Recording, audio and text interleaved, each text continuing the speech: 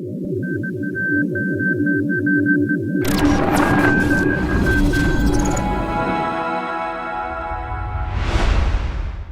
everyone. It is what? A living force, but we're not live today. That's right, we're not. But in honor of this week's release of The Fallen Star, Star Wars, The High Republic, The Fallen Star by Claudia Gray, we had to come up and just celebrate that a little bit because it's the end, of Phase 1 of The High Republic. I'm one of your hosts, Eric Eilerson, and to join me in just this little bit of hype for this wonderful new book, I have the full Living Force crew. We have, let's just go to the 4cam, Dr. Corey Helton, Dr. Charles Hankel, and Wes Jenkins, fresh off of a Bounty Hunt recording, fellas. Hi again.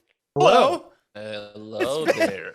We've already been talking for an hour, but we had to do more because, guys, almost a year ago to the day, we are ending at least the adult novel version of Phase 1 of The High Republic. It's here, and it happened really fast. Yes. How are we feeling? I can't believe it's been a whole year. It feels like it's been ages. Feels like it's been ages. The fact that we're getting the next huge novel in the series, which is it's just mind blowing. I'm excited. I'm really excited to get into this one and talk about it on the show. It feels like the Rising Storm was farther away than written a long time before The Light of the Jedi for some reason. I think that's because The Light of the Jedi hit me so much harder, but The Rising Storm might be that Empire book for me because I really need to know what the hell happened from the very end of The Rising Storm with chaos that ensued, and then apparently what Eric, what you already know. No big deal. So if if the Rising Storm was Empire, does that mean that Fallen Star ends on a happy note, galaxy saved, Ewok celebration? I wouldn't imagine from the pictures that we've seen. So, maybe it's more like the Revenge of the Sith thing because it's 3 phases, so it's like 3 trilogies, right? There you so go. Maybe we're more in the Attack of the Clones Revenge of the Sith phase. Because I can't imagine why you would think that, Eric. I can't imagine. So, for all those watching, so we're releasing this on Monday, January 3rd. The Fallen Star releases tomorrow, January 4th.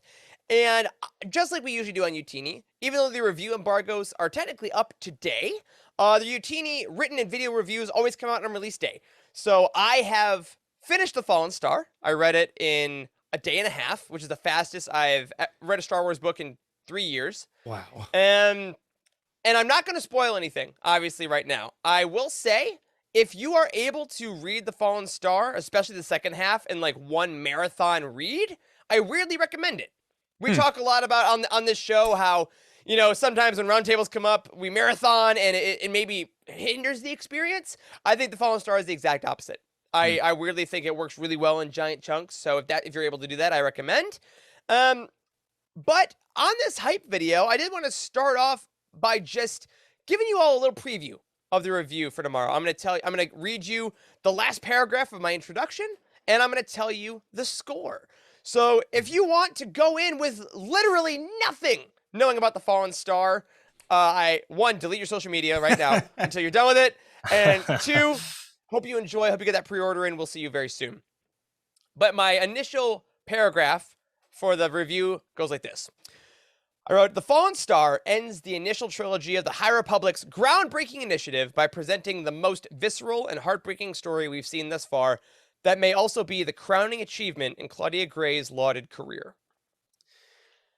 So that's my vibe of the book. You told us nothing, Eric. You told us nothing. I did not. And this book received, on our Utini rating scale, plot, character originality, writing, entertainment, all the scores were averaged, and the overall score, fellas, is a 9.8. Wow. Ooh, that is up there. One of the highest of all time at Yes, Utini? it is one of the highest of all time at Utini. Maybe the second highest all time? I believe this will now be the highest canon adult novel. Okay. Wow. Jesus. All right, Wow. so let's flash back here. So we have the 3 adult novels, Light of the Jedi, The Rising Storm, The Fallen Star. What Nailed are it. we expecting after that? whole 6 nother more books? 6 9 more more adult books? novels, I think. Adult novels. Adult novels. Three per, Yeah, six more. per 3 per phase. Phase? Wave? Shit. Three waves per phase. One adult novel per single wave. time I do this. Okay. Wow. Yeah, so that's generally what we're feeling. And this, obviously, this is the novel that if you've just been reading the adult novels, you will be fine reading The Fallen Star. You will obviously be more enriched if you've read specifically Into the Dark. A lot of characters from that, as it's Claudia Gray's previous novel, make their appearance here. So highly recommend doing that if you, well, I mean, you either have or you haven't. It comes out tomorrow, right? But they obviously do a nice job of keeping you along. But at this point, like, we're a year into the initiative, so you're kind of you've seen episode 2 before you see episode 3. You know, we're kind of in that mindset. But it's just an incredible book that is really hard and heartbreaking in a way that I think I expected, but it is still going to be really interesting to see the community's reaction. You're scaring me. You're scaring me because I already felt that way at the end of Rising Storm. I remember thinking, like, this is the hardest gut punch I've ever had reading a Star Wars book. And now you're just sitting here acting like that didn't happen. You're just like, this is the most heartbreaking. I'm like, what? Well, it's wild because, I mean, guys, we talked about the promotional schedule for this. All the posters have shown, like, Starlight Beacon in flames, and, like, the cover is, like, the beacon falling. And it's like, I can't remember seeing anything like this before, as far as every piece of promotional material, every piece going into it has been like, it's gonna be rough. It's gonna be rough, you know? Like, not since Revenge of the Sith that showed the Vader poster, so they've been like, yeah, it's gonna be bad. Yeah. You know? That's true. Yeah, because I'm excited though. We're starting I like from it to hit hard. We're starting from very beginning to the very end, whereas in the movies we were in the middle, and then we started at the beginning and then at the very end. So we kind of knew something was coming along the lines when we went to episode 3, but now we're just like going with the flow.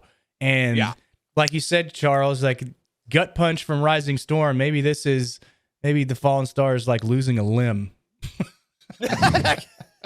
I do want to ask, because obviously, quick plug, on Monday, February 7th, I believe, will be our first part of our roundtable on this, so you have a full month to read it. But start reading now, get ready for that. Charles, we'll be okay. Full month on this one. So much time. Look at that. So much time. But I did want to ask you three, what are you most looking forward to either discovering, or like which characters are you most excited to revisit in this novel? Because it's been, you know, a good amount of months since we last checked in with a lot of these folks. I think without a doubt for me, it's Marchion Ro. I'm very excited to see where his leadership of the Nihil is going to take us. Obviously, that's going to somehow tie into what we predict is the destruction of Starlight Beacon. So, like, I am very excited to see how all that comes together. Like, do the Jedi figure out that he's the one, right? Like, he's the bad guy, he's the big bad. Like, I'm really excited to see where all that entire plot line of how the Nihil are basing this is my biggest excitement. Love that. Great choice. That's a great answer. Especially with Mark Thompson doing Marchion every time that happens. Like, it's a gift. It's pretty fun. The obvious answer is Bell, right? Because everyone wants to know what's up with him after everything that happened at the end of the Rising Storm, because he was not okay. Character Character of the year, that's right. Character of the year, Bell Zettifar.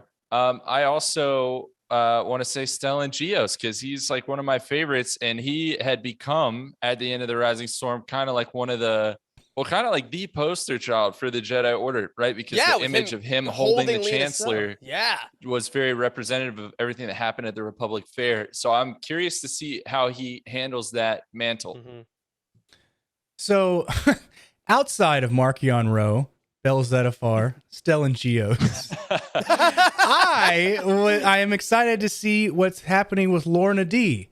After we got her audio drama, and we kind of don't know where she's at right now, and where she's at physically and where she's at mentally. So I'm really excited to see if she pulls up in this book or not. I have no idea. So that's kind of what I'm looking forward to. If she pulls up, Lorna D. Pulls up. Yeah, hey, losers, we're going to Starlight Beacon. In the whip. In the D. In the D. Love that. Yeah, I think one of the most fun things about all these books, right, is that, we love that we're getting the Anakin Obi-Wan book. We're getting Brotherhood later this year. We're getting Queen's Hope. We're finishing that up. We're getting the Shadows of the Sith book with Lando and Luke and Ochi Bastoon. Like, there's a lot of cool journeys that we're going to get of adventures with partnerships. But there's just something about these ensemble books that just feel so epic. That they feel more like the saga. That's like, these are the adult novels, especially with Light of the Jedi, Rising Storm, and Now Fallen Star. Like, we're getting a large group of people on a large scale, and there's big stuff going on. And it feels eventized, which is something I didn't think we'd feel much after episode 9. So it's kind of fun. Yeah, to have that back. For sure. But for all of you listening and watching, I hope that you're able to, one, get the book tomorrow. I know that publishing delays are a thing, all that good stuff. But I hope that you are able to jump either into Discord in our Fallen Star channel. People use spoiler tags very respectively.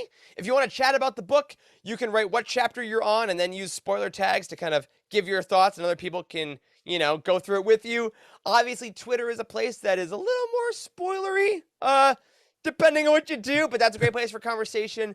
Or better yet, I mean, if you know someone else in your life that is also reading the book, have a chat. I mean, talking about books we're reading, going through things together is such a beautiful thing about the Star Wars community.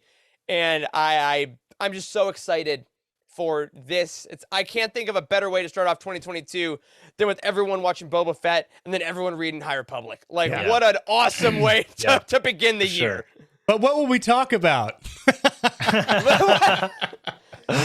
Yes, Star Wars is good. What a lackluster time to be a fan. Never gets old. Never gets old.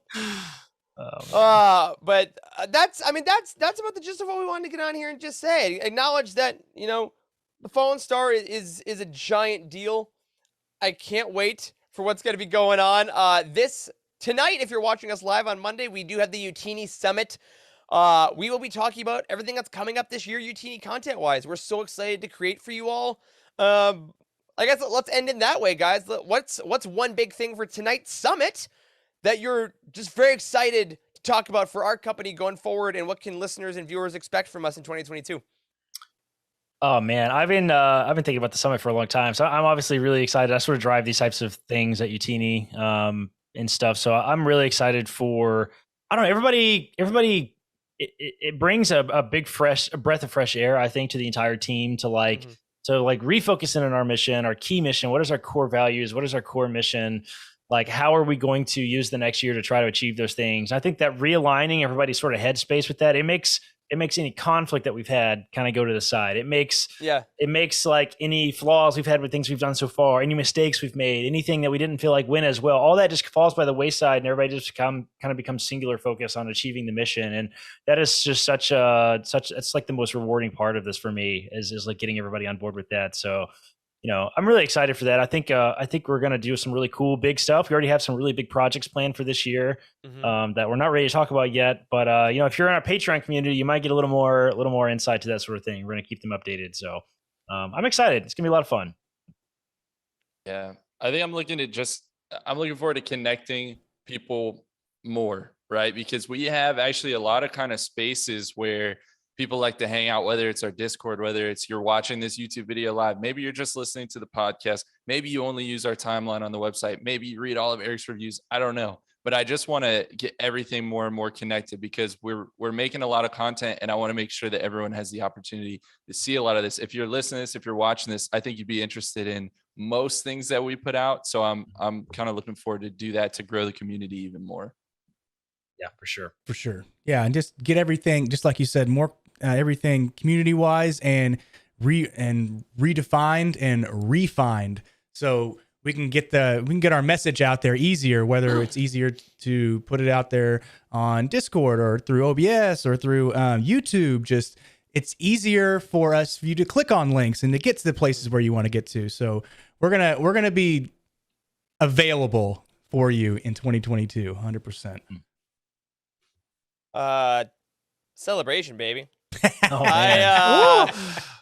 That's my Super Bowl, other than the actual Super Bowl, which I also can't wait for. But celebration this year, again, all good things willing, all that it happens. You know, we're obviously still in a very precarious situation as far as group gatherings go, international travel and all that. So we are going to be keeping an eye on that. It would suck to have it delayed again, but all good things happening. I cannot wait to be in Anaheim in May, to meet a ton of you, to put on our own content in Utini, and also just to experience that. Having never been, after the last couple years of Star Wars, my brain can't handle the amount of just joy and things that we are going to be able to create and participate in come May. And also, you know, January is a pretty big month in general for Utini and us, because in addition to the summit, in addition to all of our celebration stuff, we do have a pretty fun thing that's all coming together, right? We've talked about that a little bit on the show. For the first time ever, the four of us, you know, God willing, you know, if the universe allows, with the disease that is rampant in the United States, the four of us are going to be in the same place at the same time for the first time ever. That's in like 2 weeks, guys. Look at the calendar yesterday. It's a week and a half. Next Wednesday. Week and a half. Nuts. It's nuts, man. It's nuts. We have a cabin in Asheville, North Carolina. We're all going to get together. We're going to hang out. We're going to have some brews, talk about life. It's going to be exciting, man. Content, live streams of insanity. We apologize in advance for everything you're going to be subject to. Exactly. It's going to be the best. It's going to be a great year of emotional highs and joy and emotional lows and devastation. And boy, can I wait for every second of it. But I guess that's it. That's our quick update. We miss you all. We hope you have a great week. We hope that you have a great time reading The Fallen Star. And we cannot wait to be back with you next Monday for a brand new episode of Living Force. But, you know, until then, that's it from all of us. Have a lovely week. Stay safe, stay warm, and may the Force be with you. Bye, guys.